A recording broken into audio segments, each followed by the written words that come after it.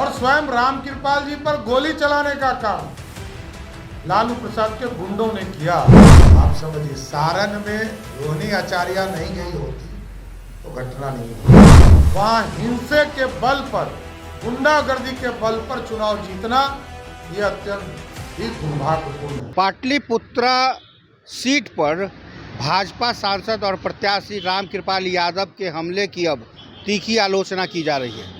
Bihar BJP के प्रदेश अध्यक्ष ने मीडिया के सामने साफ तौर पे कहा कि जो कोई भी इस पूरे मामले में दोषी है उस पर सख्त से सख्त कार्रवाई की जाएगी और एसआईटी का गठन कर दिया गया है। दूध का दूध, पानी का पानी हो जाएगा।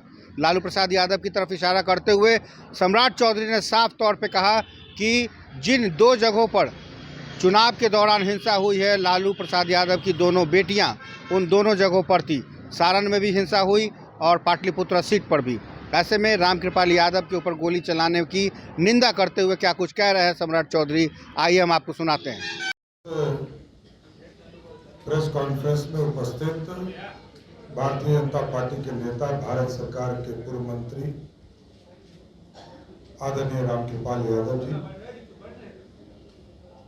चुनाव प्रबंधन समिति के संयोजक, विधान परिषद के सदस्य राजेंद्र गुप्ता जी, पार्टी के महामंत्री राजेश वर्मा जी, ललन मंडल जी, मीडिया के प्रभारी दानिश इकबाल जी और सभी मीडिया के साथी, आज बड़ी चिंता के विषय के साथ आपके बीच में आया हूं।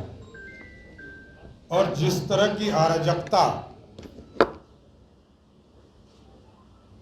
पिछले कुछ दिनों में लालू प्रसाद जी के परिवार ने दिखाने का काम किया, चाहे वो सारण का चुनाव हो, चाहे वो पाटलिपुत्रा का चुनाव हो, ये सारे चुनाव हिंसा के रूप में बदलते गए। ये पूरी तरह गुंडागर्दी पर उतर गए। बिहार के लोकतंत्र को शर्मसार करने वाला कोई व्यक्ति है तो लालू प्रसाद जी है। लालू प्रसाद जी का पूरा परिवार है जो हिंसा के बल पर चाहता है कि हम चुनाव जीत ले। ये अत्यंत ही दुर्भाग्यपूर्ण है। हम लड़ेंगे। हमारे कार्यकर्ता साथियों को मैं विशेष तौर पर धन्यवाद देता हूं कि सभी लोग, चाहे वो पाटलिपुत्रा हो, सारण हो, सभी जगह पर लालू जी के गुंडों से लड़ा। कई लोग हमारे हॉस्पिटल में भर्ती और स्वयं रामकृपाल जी पर गोली चलाने का काम लालू प्रसाद के गुंडों ने किया। इससे बड़ा शर्मसार कुछ नहीं हो सकता। पुलिस इसकी जांच कर रही है, एसआईटी का भी गठन किया गया है और एक एक पर कार्रवाई करने का काम किया जाए। लेकिन यह लोकतंत्र के लिए काला अध्याय है।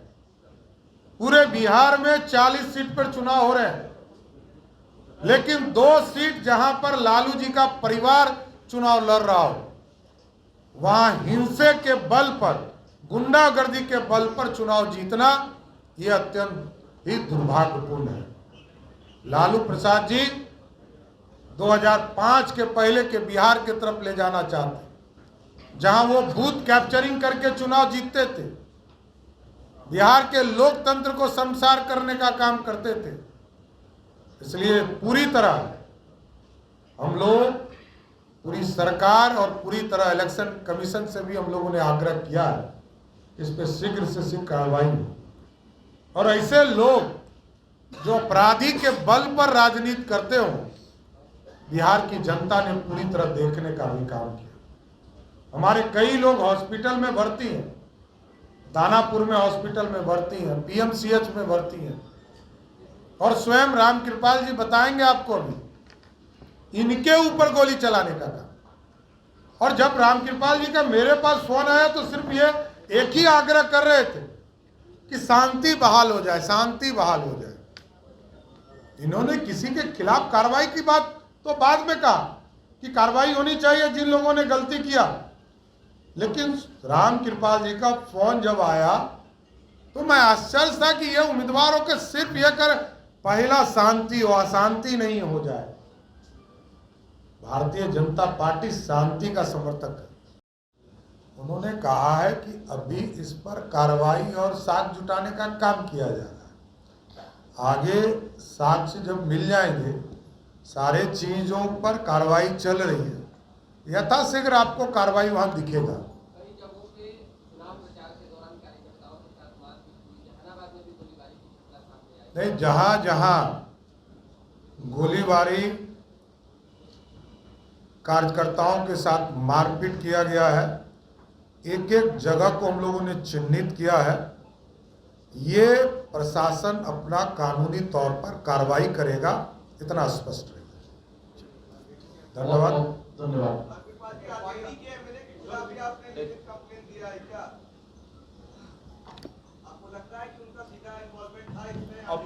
अब मैं आपने जो पूछा मैं बताता हूँ। मैं आपके माध्यम से जानना चाहता हूँ, ये क्या किसी एमएलए को अधिकार प्राप्त है कि अपने मतदान केंद्र से बहुत दूर जाकर किसी मतदान केंद्र पर घुस करके बाधित करना, हंगामा खड़ा करना? कौन इजाजत दिया उसको? कैसे हो गया? दूसरी बात यह है, अगर उनके साथ कुछ हुआ तो दोपहर की घटना है। हमारे एफआईआर के बाद एफआईआर होता है, क्या कारण है? झूठा केस हमारे कार्यकर्ताओं को, हमारे वहां महिला मुखिया उसका नाम दे दिया। भाई, अपने चेहरे को छुपाने के लिए झूठा केस करने का काम किया। आपके साथ घटना हुआ था, आपने क्यों नहीं किया वहां पर? जैसे मैं स्पॉट पर के घटना रोड पर मैंने एफआईआर किया, रोड पर। सब गलत है। बहुत बहुत देखिए, जहां जहां आप समझिए, सारण में रोहिणी आचार्य नहीं गई होती तो घटना नहीं होता।